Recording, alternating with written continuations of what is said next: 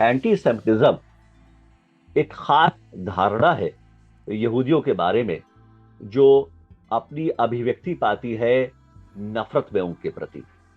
ये इस नफरत को का एक्सप्रेशन जो है, इस नफरत का इजहार सिर्फ जबानी भी हो सकता है, और साथ में ऐसा भी हो सकता है कि इसमें हिंसा भी शामिल हो।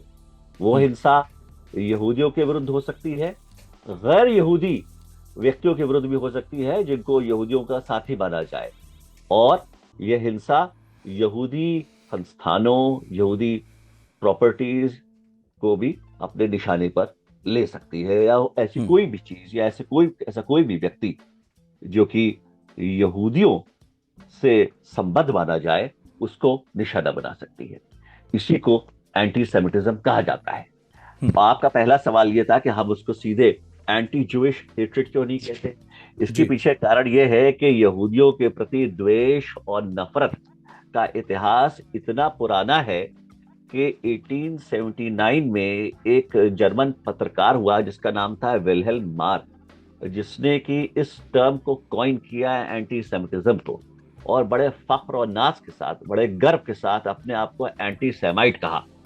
वो ऐसा इसलिए कर रहा था क्योंकि उसने ये महसूस किया कि यहूदियों को सदियों से, 18 शताब्दियों तक यूरोप में प्रताड़ित किया गया उनके धर्म के आधार पर, जो हम्म। कि बड़ा ही रूढ़िवादी मालूम देता है कि किसी को हम्म। किसी की किसी धार्मिक आस्था के आधार पर प्रताड़ित किया जाए। तो उसने कहा कि यहूदियों के प्रति नफरत बिल्कुल जायज है, लेकिन उसका आधार अगर धर्म है तो इससे महसूस होता है कि ये तो बिल्कुल ही गैर वैज्ञानिक आधार हुआ नफरत का। हम्म।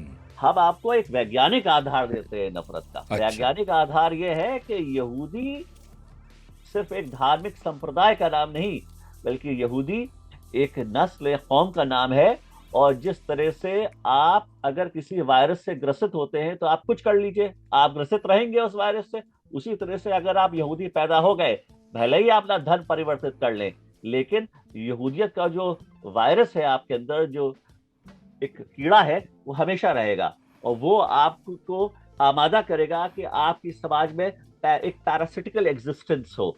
यानी कि आप अपने चारों तरफ जो लोग हैं उनको शोषित करते रहेंगे, जिस देश में रहेंगे उसी को अंदर से खोखला बनाते रहेंगे, और जितनी भी बुराइयां यहूदियों से वाबस्ता की जा सकती थी उन्हें करना शुरू किया।